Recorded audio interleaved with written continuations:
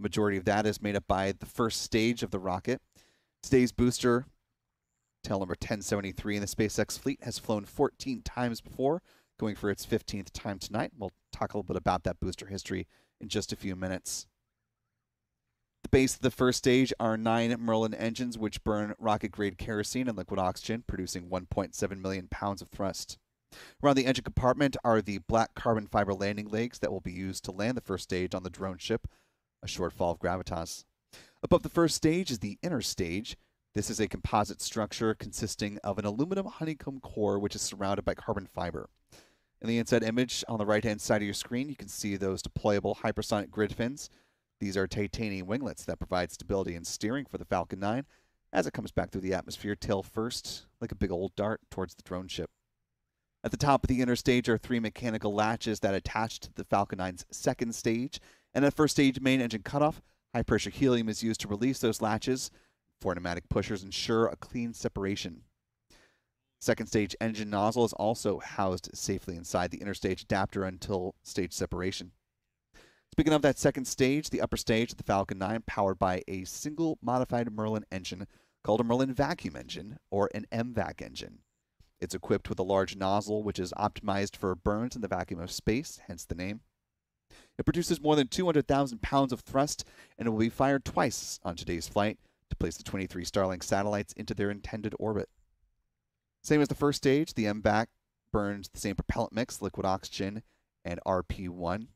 Same as the first, as I mentioned.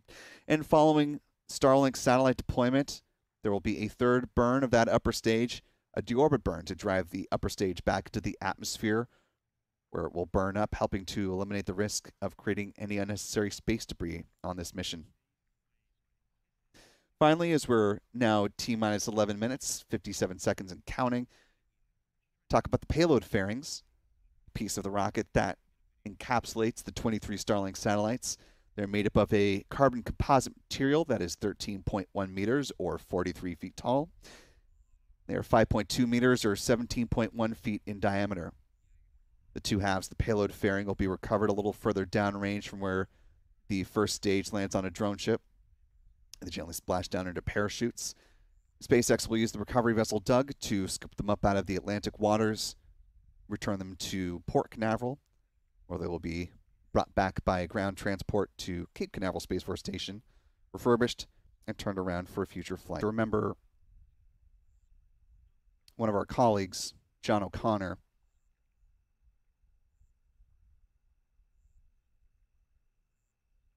who did some stalwart work as a photographer, and has been on the beat for quite a number of years. And to talk about him for just a moment, I want to bring in our Spaceflight Now editor, Stephen Young.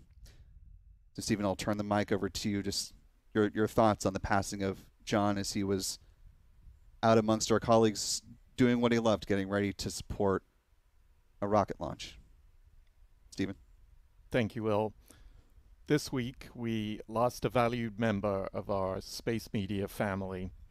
For more than 2 decades, John O'Connor of NASA Tech.net documented the space program through his photography and his panoramas here at NASA's Kennedy Space Center and Cape Canaveral Space Force Station.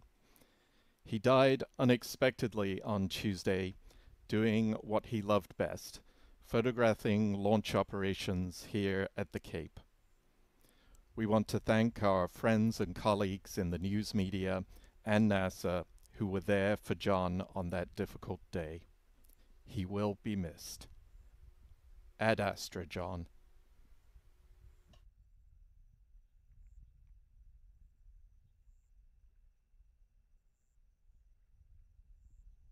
Number 1073. Let's go ahead and talk briefly about its launch history before we get to the strong back retract sequence here. Started with the launch of a batch of Starlink satellites.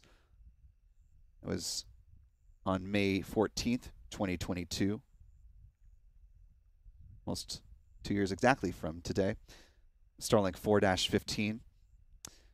That was followed by the launch of a C-band communications satellite for SES on June 29th.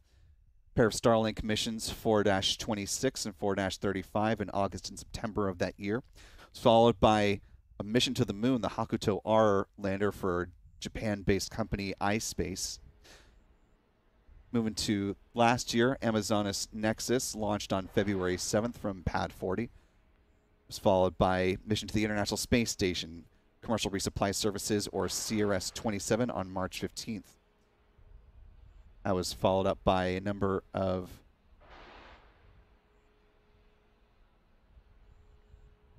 Starlink launches. We had Starlink 6-2,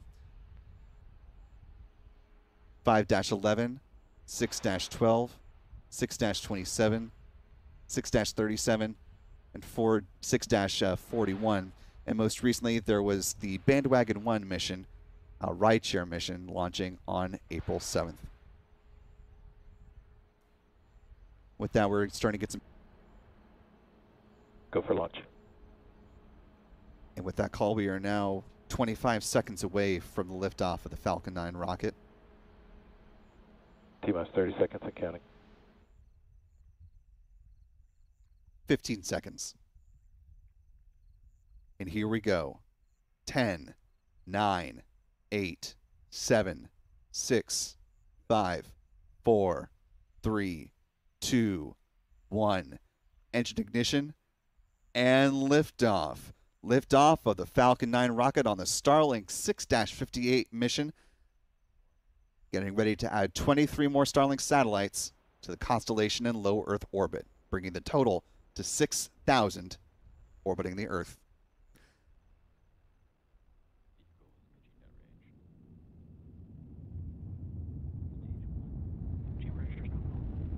We're now 30 seconds into the mission. Let's listen to the roar of those 9 Merlin 1D engines.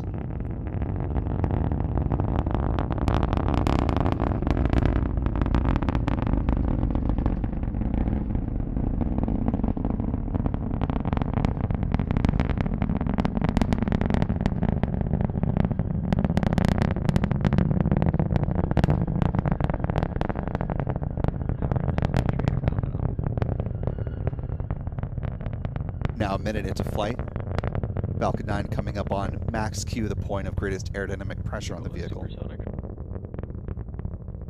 Falcon 9 supersonic, traveling faster than the speed of sound.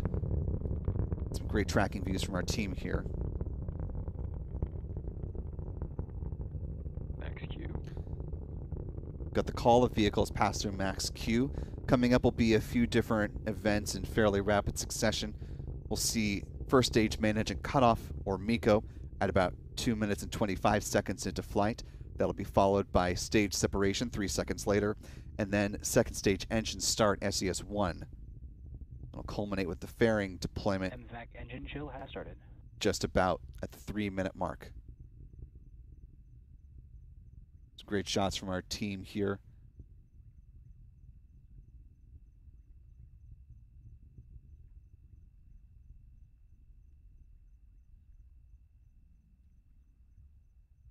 View from Adam Bernstein. His tracking camera here at the press site. Been cycling between him, Pete, Chuck. This view from Pete Karstens.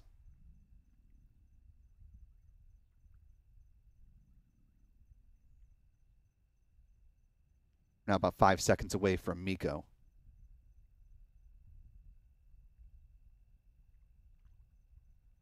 There you see main engine cutoff, stage separation.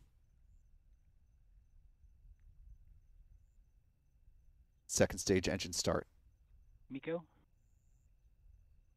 Stage separation confirmed.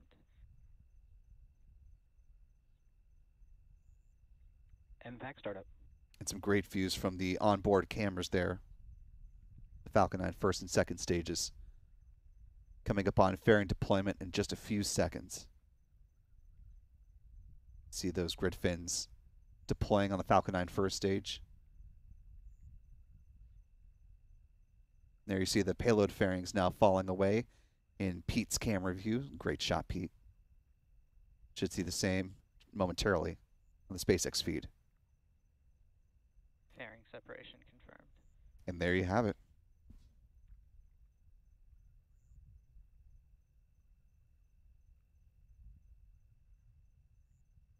about 3.5 minutes into flight. The next milestone we're anticipating is the first stage entry burn beginning. That'll come up at about T plus 6 minutes and 10 seconds.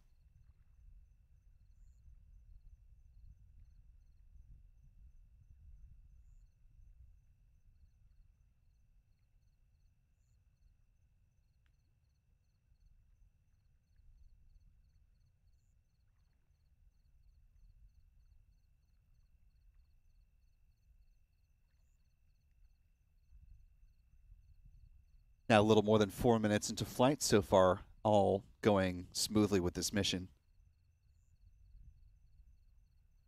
And a great little streak of sunset that you can see from the Falcon 9's upper stage camera. Just a tiny little crescent of the Earth's atmosphere beyond that Merlin vacuum engine.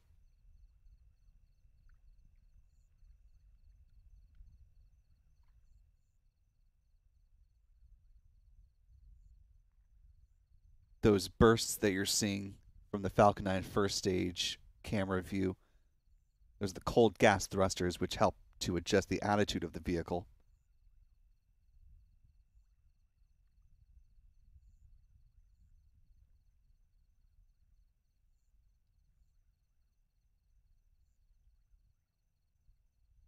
Now 5 minutes into flight. We are now just a little more than a minute away from the start of that first stage entry burn beginning. Now, depending on the level of cloud in between our cameras and the Falcon 9 first stage, we may be able to bring you the first stage entry burn from our tracking cameras here. It's dark enough that we should be able to see it, but again, it'll all depend on how much or how many clouds and the thickness of them between us and the Falcon 9 first stage. We will do our level best. If we can, we'll be sure to bring that to you.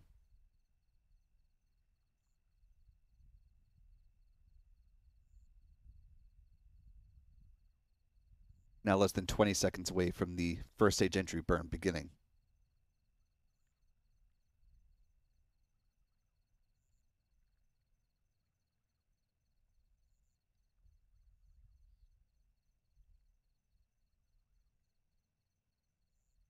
Entry burn should be getting underway now in real time.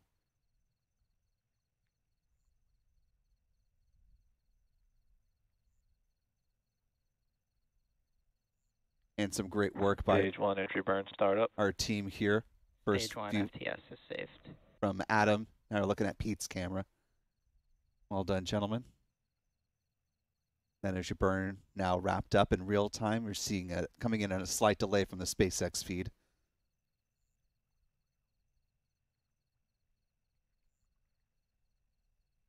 Stage 1 entry burn shut down.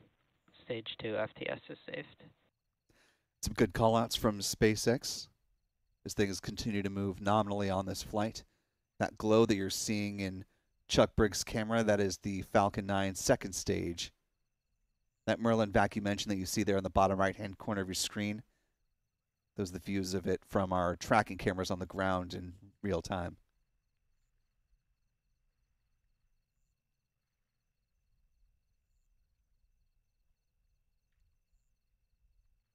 Now a little more than 7 minutes into flight, we are coming up in less than 30 seconds on the start of the first stage landing burn. Looking for a touchdown on the drone ship, a short fall of gravitas. Stage 1 transonic. Now call out the Falcon 9 first stage traveling below the speed of sound, and you can see the speedometer dropping rapidly as it's now less than 5 kilometers in altitude.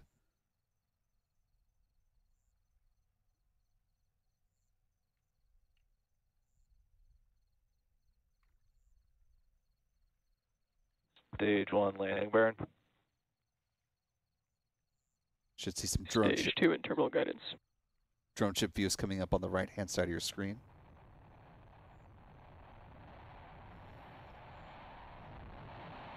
Landing link deploy.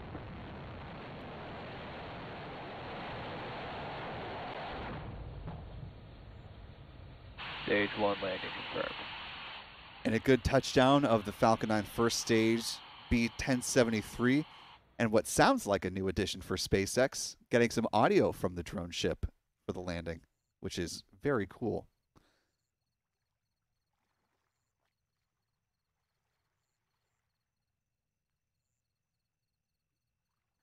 And vac shutdown.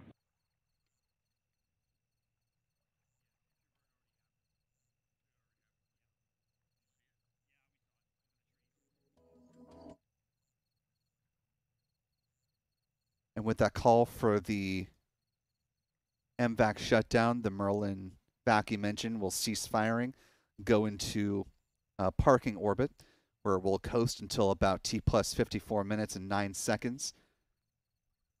There will be a brief 1 second burn on that engine, setting up for Starlink satellite deployment at T plus 1 hour, 5 minutes, and 18 seconds. So far, all going very smoothly on this mission.